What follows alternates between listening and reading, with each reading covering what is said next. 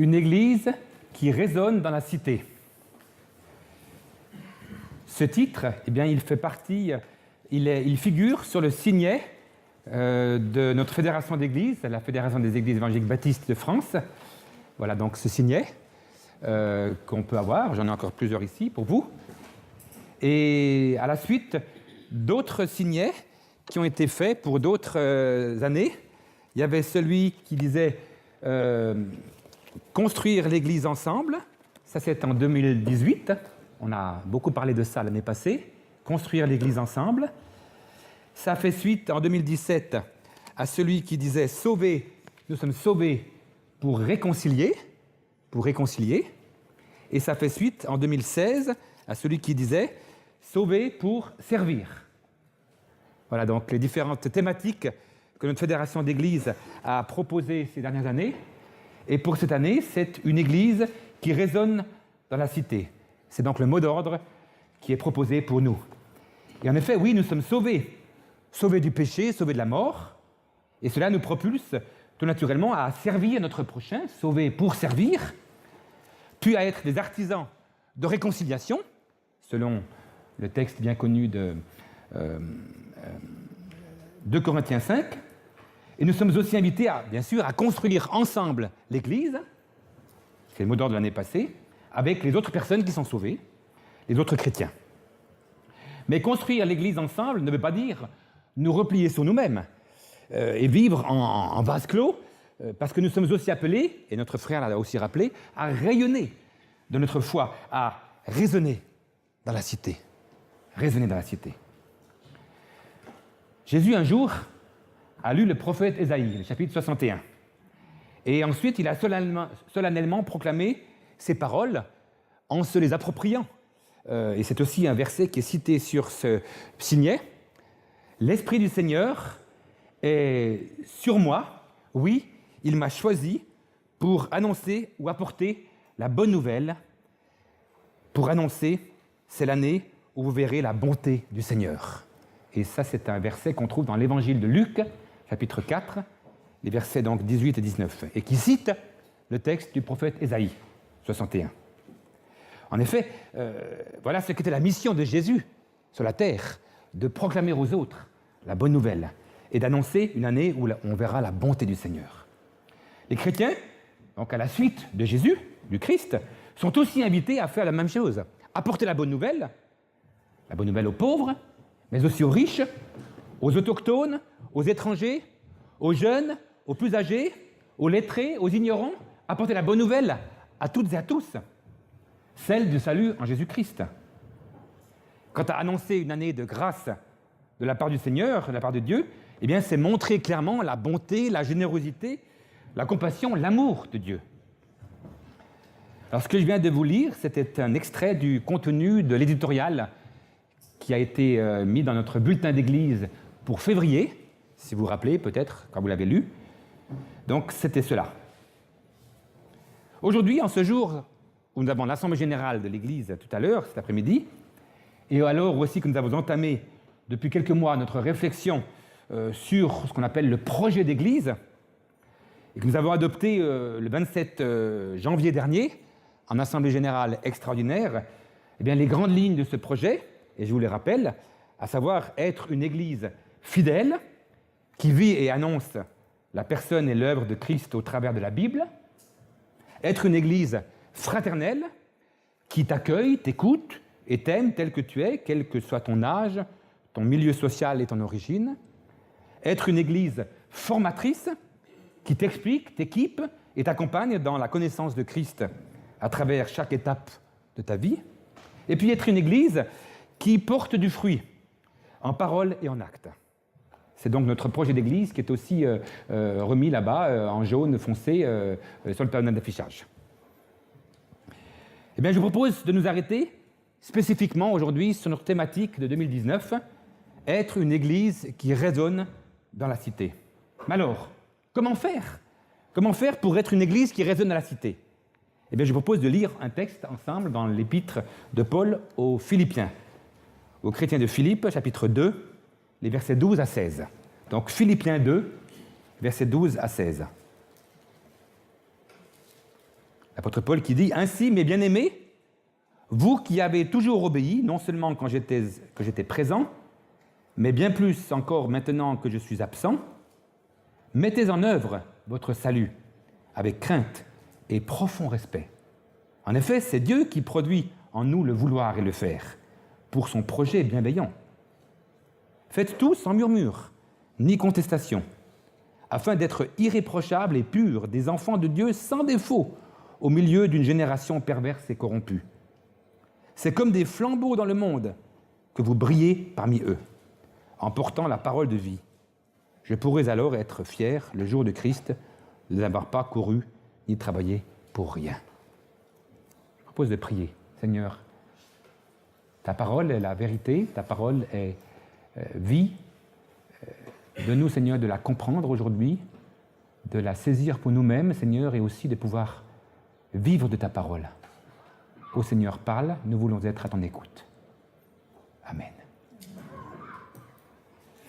Alors ce passage de l'épître de Paul aux chrétiens de la ville de Philippe, qui est au nord de la Grèce actuelle, ça suit celui, bien connu, du verset 5 à 11, de ce même chapitre 2, qui rappelle, d'une manière si poignante, eh bien, l'incarnation, l'abaissement, l'humilité, même l'humiliation du Fils de Dieu, Jésus, mort sur la croix pour porter le poids des péchés de l'humanité entière. Au verset 6 à 8, on le voit bien dans ce texte. Puis heureusement, sa résurrection aussi et son élévation, on nous dit au-dessus de tout nom. Ce qui amène comme conséquence, eh bien, cette déclaration merveilleuse et universelle que chacun déclare, eh bien, que le Seigneur est Dieu. Jésus-Christ est Dieu, la seigneurie donc de Dieu, à la gloire de Dieu le Père. Ça, c'est les versets 5 ou 6 à 11. On connaît bien, qu'on lit souvent, par exemple, avant la Sainte Seine. Ce premier mot du verset 12, qu'on a lu tout à l'heure, il suit donc ce passage des versets 5 à 11. Et puis, le premier mot, c'est « hosté » en grec, qui est, et là je cite un dictionnaire grec-français Carrèze, qui dit, ce mot « hosté », c'est un adverbe de liaison logique et une conjonction de conséquences, et peut être traduit par « ainsi », ou bien « ainsi donc », ou bien « c'est pourquoi », ou bien « de telle sorte que », ou bien « si bien que ». Là, il dit bien « ainsi, mes bien-aimés », de telle sorte que, à la suite de ce qui précède sur l'incarnation de Jésus, le fait que tout le monde va le glorifier et va élever son nom pour dire en combien il est merveilleux, eh bien, à la suite de cela, on nous invite à faire ce qui est marqué ici. Ça veut dire que ce qu'a accompli Jésus, Jésus-Christ, à la croix, eh bien, cela a des conséquences très pratiques pour les chrétiens qui l'ont accepté dans leur cœur et qui le suivent. Ça a des conséquences pratiques. Ce n'est pas seulement la théorie, oh, je le sais, c'est bien. Non, non, ça a des conséquences très pratiques et c'est ce qu'on va voir maintenant ensemble. D'abord, il est question dans ce verset 12 de faire fructifier son salut. L'apôtre, il leur dit à ces Philippiens, ils ont toujours été obéissants. Première partie du verset 12. Donc il leur explique en quelque sorte, eh bien en somme, ce que je vais vous dire maintenant, vous le savez puisque vous vous obéissez déjà au Seigneur. Donc il leur dit à des gens qui sont obéissants. Et donc ils sont obéissants au Père, verset 8, on le dit aussi, parce qu'à la suite de Jésus qui est obéissant au Père. Vous êtes obéissants, je le sais. Et bien il leur dit alors, faites fructifier votre salut. Des traductions plus anciennes nous disent « travaillez à votre salut ». Alors, c'est moins explicite, et ça voudrait presque dire que le salut n'est pas complètement acquis par Jésus à la croix, et puis qu'il y aura encore des choses à faire pour que le salut se complète, ou à y rajouter, ou à faire des efforts pour que ce salut eh bien, soit vraiment valable. Alors que nous savons clairement que le salut est pleinement, entièrement réalisé en Christ. Il a bien dit sur la croix, Jésus, tout est accompli. Donc il n'y a plus rien à ajouter. Donc c'est mieux de pouvoir traduire par faire fructifier son salut que travailler à son salut. Et en effet, il faut faire fructifier, et dans ce mot employé en grec, là, il y a vraiment l'idée d'un achèvement avec un caractère pratique. Il faut faire fructifier son salut, le mettre en action. Le salut donc est accompli par Christ, mais l'Église, les chrétiens, doivent le manifester par sa conduite. On doit le manifester, on doit continuer. C'est ce que dit aussi une commentatrice de cette épître, Rose-Marie Morlet.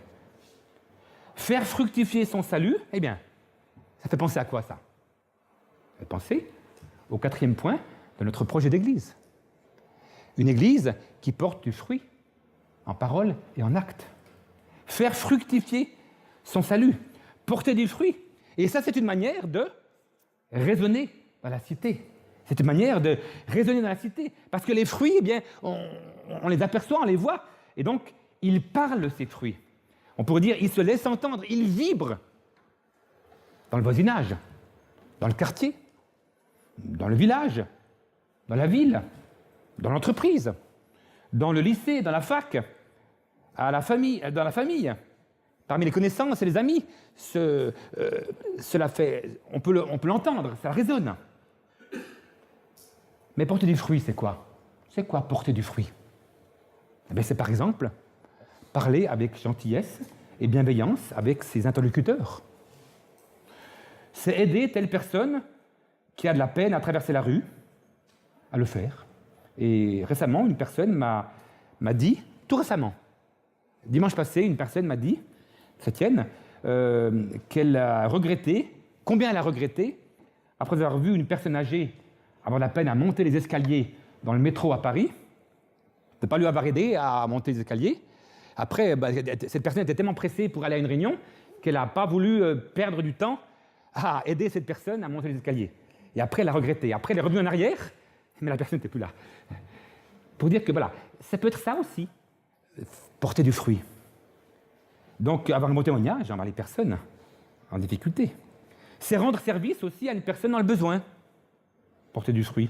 Ce n'est pas se venger quand quelqu'un nous fait une vacherie. Pas vouloir se venger.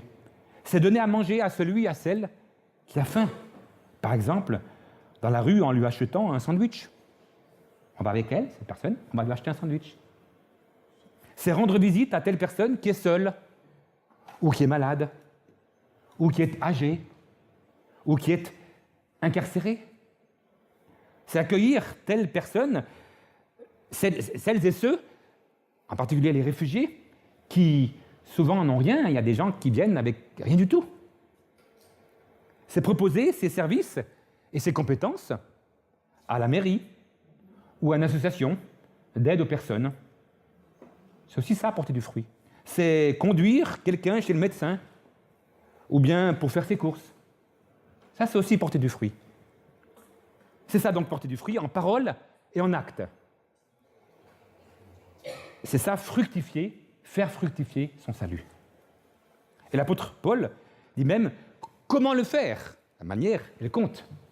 Avec crainte et respect, dit-il. Ou bien avec crainte et tremblement. Alors, dans une attitude, je dirais, de soumission, de respect de l'autre et d'humilité. Pas avec ses gros sabots, voilà, je t'aide, hein, tu vas comme je t'aide. Hein. N'oublions pas qu'il avait juste dit avant, l'apôtre Paul, avant même l'hymne à la croix des versets 6 à 11, il avait dit avec humilité, considérez les autres comme supérieurs à vous-même, en regardant non ses propres qualités, mais aussi celles des autres, versets 3 et 4 de ce passage de Philippiens 2. Alors puissent donc nos paroles et nos actes eh bien, résonner ainsi dans la cité. Oui, se faire entendre, parler, être su par les autres, que les gens sachent cela. Donc faire fructifier son salut. Ensuite, dans ce passage de Philippiens 2, il est aussi question de ne pas murmurer ou critiquer les autres. Critiquer sans cesse. Faites tout sans vous plaindre et sans discuter, verset 14. D'autres traductions disent « Faites tout sans murmure ni contestation ». Alors les murmures, le mot en grec c'est rigolo, c'est gogusmoi, pardon. C'est un rappel de l'attitude des Hébreux dans le désert. Ils ont murmuré contre Dieu, concernant le manque d'eau, concernant le manque de nourriture ou la nourriture pas bonne. Ils ont râlé dans le désert, ils ont râlé, les Israélites. Et donc c'est une allusion à ce que ces Israélites ont fait dans le désert. Ne murmurez pas. Mais finalement, en murmurant dans le désert, là, ils ont murmuré contre Dieu lui-même, et pas seulement contre Moïse, mais contre Dieu lui-même. Et donc, ils ont contesté l'autorité de Moïse, mais aussi l'autorité de Dieu. Et donc, en quelque sorte, ils ont contesté, dans le désert, ces hommes et ces femmes, la providence et la souveraineté de Dieu, en râlant comme ça. « Ah, tu nous as fait sortir d'Égypte, on mangeait mieux avant, etc.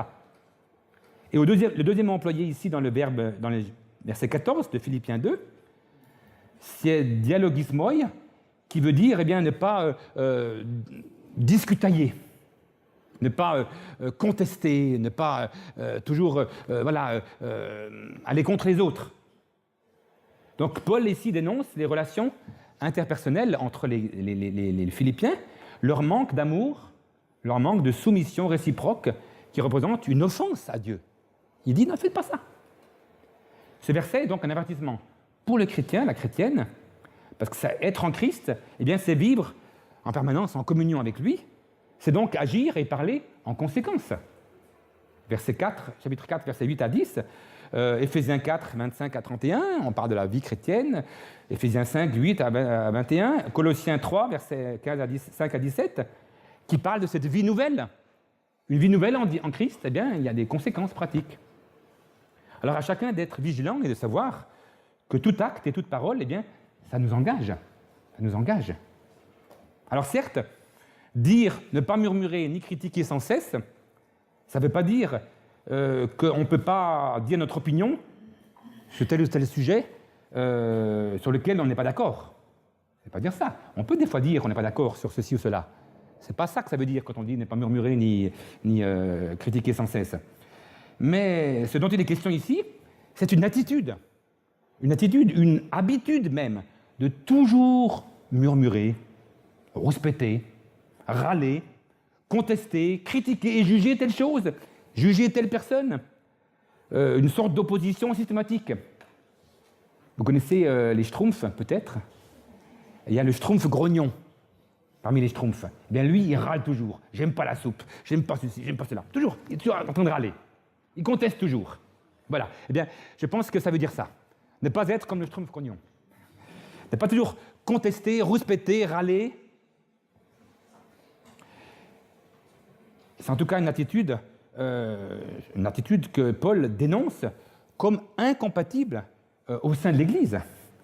Et ça va ensemble avec le verset bien connu de l'apôtre Paul aux Corinthiens, dans les chapitres qui concernent les dons de l'Esprit, où il dit que tout se fasse pour l'édification. Pour l'édification. Donc, réfléchissons à nos paroles.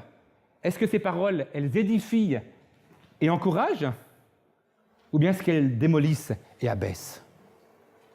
Donc, des paroles d'encouragement, d'édification, de construction. Et mes frères et sœurs, n'allons pas dans le sens des médias qui cherchent toujours à voir la faille, toujours ce qui ne va pas. Quand il y a quelqu'un qui interviewe un politicien, par exemple, toujours il va chercher ce qui ne va pas. Mais par rapport, qu'est-ce que vous pensez de ça? Toujours, on est toujours en train de voir ce qui ne va pas. Et les réseaux sociaux, ils abondent là-dedans aussi, après. Et dans les reportages, les interviews, c'est toujours ça. Mais ils omettent souvent de parler des choses qui vont bien, des exemples encourageants, des initiatives qui sont heureuses. Et là, je pense au projet Imagine. C'est un projet, vous pouvez taper sur Internet, projet Imagine. C'est initié par une ex-star du petit écran, Frédéric Bedos, qui s'est converti à Jésus-Christ et qui ensuite en a eu marre de cette télé-réalité avec plein de choses qu'on débat, etc. Et qui a dit, mais maintenant je vais faire un média pour parler des choses positives que les gens font pour encourager la société. Et donc elle fait des petits films qui sont mis sur Internet, gratuitement téléchargeables, et donc des films qui parlent de héros anonymes, des gens qui ont fait des bonnes choses, telle chose là-bas, telle chose ici, en France, à l'étranger, partout. Des gens, des fois connus, mais souvent des gens pas connus, mais qui ont fait quelque chose de très positif, de très bien dans leur vie et qui veulent encourager les autres. Et je trouve que c'est intéressant et que c'est bien de pouvoir promouvoir cela, parce qu'il y a aussi des choses bonnes qui se passent. Mais nous, puissions-nous être des gens qui encouragent les autres, qui édifient les autres. Alors donc ce verset 14, dont on vient de parler maintenant, ne parle pas directement de la présence des chrétiens dans le monde, c'est vrai, ça parle plutôt des chrétiens dans leur attitude les uns envers les autres. Là, ça concerne notre vie chrétienne personnelle et la relation avec les frères et sœurs. Mais quand même, vous allez voir pourquoi c'est quand même important. Alors, je me souviens juste, avant de passer au point suivant, d'avoir lu ce verset, d'avoir vu ce verset faites tout sans murmure ni discussion, chez les parents d'un ami chrétien, qui était mon camarade de chambre quand j'étais à l'Institut public, il y a bien longtemps. Ils habitaient à Fontainebleau, pas très loin d'ici, et j'étais chez eux. Et vous savez à quel endroit j'ai vu ce verset inscrit dans la maison? Faites tout sans murmure ni discussion. Au-dessus de l'évier. On doit faire la vaisselle, etc. Ben voilà, c'est un petit peu rigolo. Mais pour dire que voilà, on est invité à tout faire sans murmure ni discussion. On n'est pas obligé de râler tout le temps. Et ça peut être valable dans d'autres domaines de la vie. Surtout pour les Français, qui sont, il faut le dire, les champions des respectances, n'est-ce pas? Des contestations, des manifestations. Voilà, on est toujours en train de respecter. Troisième chose qu'on peut voir dans ce texte. Briller comme des flambeaux dans le monde. Et maintenant, je dis mais, et c'est pour prolonger ce qui a été dit tout à l'heure sur ces respectances à ne pas faire. Si l'Église, et là je cite aussi un commentateur, si l'Église est appelée à dispenser l'amour de Dieu dans l'unité, sans se plaindre, ce n'est pas à son profit, mais dans un but précis, rendre témoignage à la lumière. Le lien établi entre la vie intérieure de la communauté et son rayonnement extérieur est important à souligner. En effet, si les enfants de Dieu, en tant qu'Église, ne sont pas irréprochables et purs, ils ne seront pas capables de remplir leur mission auprès du monde. Si on n'est pas irréprochable, on ne pourra pas remplir cette mission envers les autres. Les chrétiens sont donc appelés à être irréprochables et purs, des enfants de Dieu sans défaut. Verset 15. Voilà, rien que ça, sans défaut. C'est impossible. C'est impossible d'être ainsi. On a tous des défauts, on a tous des travers, on a tous des fautes, on a tous des choses qui ne sont pas nettes. On est humain, on est imparfait. Mais on devrait plutôt traduire pour devenir, ce qui veut dire que c'est un but à atteindre, pour devenir des enfants de Dieu irréprochables. Donc c'est le but vers lequel on tend. Et si on ne murmure pas, si on ne discutaille pas tout le temps, si on se respecte mutuellement au sein du corps de Christ, qu'est l'Église, eh bien, maintenant on peut ensuite aller tendre vers cette perfection, tendre vers ce but, tendre à devenir irrépréhensible et pur, c'est-à-dire pur, sans mélange, comme du vin qui n'a pas été dilué, ou bien un métal précieux sans alliage. Donc pas hypocrite. Pur, c'est hypocrite. C'est pas hypocrite, justement. Les chrétiens doivent donc être, je dirais un mot courant, en anglais, clean, sans reproche, au milieu d'une génération, une humanité corrompue et perverse. Donc voilà, être sans reproche. Clean, donc qu'on n'ait rien à nous reprocher. Et l'apôtre Paul, ici, il reprend une expression de l'Ancien Testament dans Deutéronome 32, verset 5, qui est reprise dans le psaume 78, qui décrit l'attitude tortueuse et tordue du peuple d'Israël. Comme pour leur dire à eux, les chrétiens de Philippe, de la Nouvelle Alliance donc, au contraire du peuple d'Israël qui était tordu et rebelle, vous devez être irréprochables, purs, droits, honnêtes, sans reproche, bref, être des modèles. Mais il décrit de cette façon aussi dans quel monde ils vivent, dans quelle société ils doivent briller. Ce n'est pas un monde de bisounours dans lequel nous vivons, un monde, vous savez, où tout le monde est beau, tout le monde est gentil, tout va bien. Mais un monde rebelle, un monde tordu, un monde de brute, un monde de violence, un monde d'opposition, voire de haine. Et Jésus l'avait exprimé autrement. Quand il avait envoyé ses disciples en mission, il leur avait dit « Voici, je vous envoie comme des brebis au milieu des loups. » Il y avait une émission sur les loups, je crois hier ou avant-hier à la télévision. Peut-être que ça, on l'a regardé. Les loups, ils sont gentils entre eux, mais ils peuvent être cruels avec les autres. Alors cela, le fait que nous vivons dans un monde hostile et dur, eh bien, nous le savons. Je pense que tout le monde est au courant de ça, tout le monde est conscient de ça. Donc, je ne vais pas trop m'attarder là-dessus. Les médias, notre environnement, le manifestent, le décrivent. Mais ce qui est par contre important de retenir, c'est comment nous devons vivre dans notre monde, dans ce monde corrompu et pervers. Comment? Eh bien, on est invité, ici, à briller comme des flambeaux. Verset 15, troisième partie. Briller. Ou bien, je reprends ce qui était dit avant, sur le verset de notre fédération, raisonner. Raisonner. Bref, ne pas être ni invisible, ni silencieux. Cette image de la lumière, elle est d'ailleurs aussi utilisée ailleurs dans la Bible. Le psaume 27, verset 1, le dit par exemple, « L'Éternel est ma lumière et mon salut ». Là, c'est appliqué à Dieu, qui est lumière. Jean, il en parle aussi, l'apôtre, quand il dit « La parole est la lumière ». Et la parole s'est faite chair ensuite, c'est Jésus, Jean 1. Et Jean 8, 12, on rapporte une parole de Jésus qui a dit « Je suis la lumière du monde ». Et chapitre 12 de Jean, Jésus dit « Pendant que vous avez la lumière, croyez en elle, afin de devenir des enfants de lumière. » Donc là, maintenant, c'est à nous de jouer. Il est la lumière, on doit être des enfants de lumière. Et Ésaïe le dit aussi. Ésaïe, le prophète, au 8e, 7e siècle, avant Jésus-Christ. « Je t'établis pour que tu sois la lumière des nations. » Ésaïe 42, Ésaïe 47, 49. Et bien sûr aussi dans le passage bien connu de Jésus, dans le Sermon sur la montagne, « Vous êtes la lumière du monde. » Et après, il termine ce verset, au verset 16 en disant « Que votre lumière brille devant les hommes, afin qu'ils voient votre belle manière d'agir, ou vos bonnes œuvres, ou vos fruits, on pourrait dire ça comme ça, vos fruits, et puis qu'ils glorifient le Seigneur. » Voilà, donc, briller, comme des flambeaux.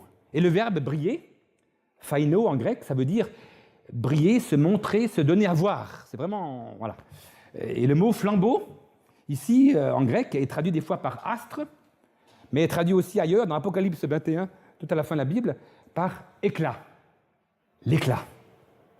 Et Matthieu 5, 14 et 15, ce qui était entre deux de ce que je vous ai lu tout à l'heure, Jésus a dit, vous êtes la lumière du monde. Une ville située sur une montagne ne peut pas être cachée, et on n'allume pas non plus une lampe pour la mettre sous le boisseau ou sous un seau.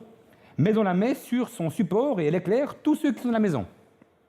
Donc nous sommes invités à briller avec éclat, que ça se voit en ne nous cachant pas, et que ça se sache que nous sommes chrétiens. On est invités comme ça. Et l'image du son, elle est aussi très parlante. Être une église qui résonne, cela veut dire que l'église est entendue dans le quartier. Alors, je ne parle pas des décibels, des haut-parleurs de certaines églises qui sont tellement forts que parfois ça importune les voisins. Je sais que des fois, il y a des églises, en particulier évangéliques, qui ont des décibels tellement forts que les voisins s'en plaignent, dimanche matin. Pas du tout de ça. Et ça produit l'effet inverse, ça repousse les gens. Mais je parle d'une église qui résonne dans son témoignage vivant et vécu et qui parle. Il y a une vingtaine d'années, j'étais pasteur à Nice et il y avait un homme réfugié irakien qui était arrivé par bateau au large de Fréjus. Il y avait un bateau qui avait échoué près de Fréjus, dans le Var. Et il y avait plein de gens qui avaient ensuite été rejoindre la terre ferme.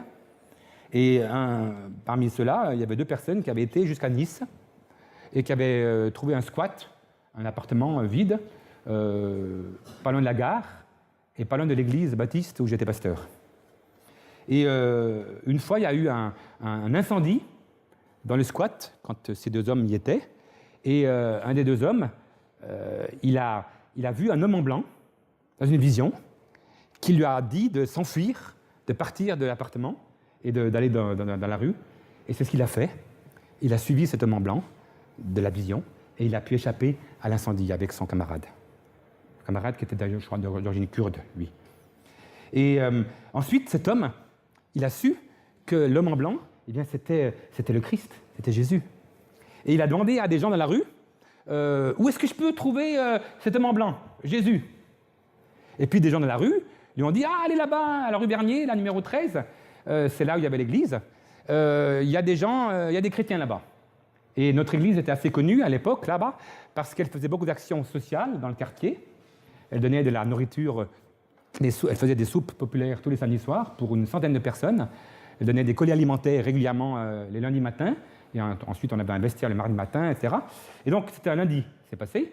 Et donc, cet homme est venu à la permanence sociale de l'association, la Beige, là-bas, pour dire ce qu'il s'est passé. Il a raconté son histoire. Et il voulait connaître cet homme en blanc. Et donc, on a pu lui parler de Jésus. Et cet homme s'est ouvert au Seigneur et s'est converti. Et ensuite, le dimanche suivant, il est venu à l'église. Il a témoigné devant tous de cette histoire.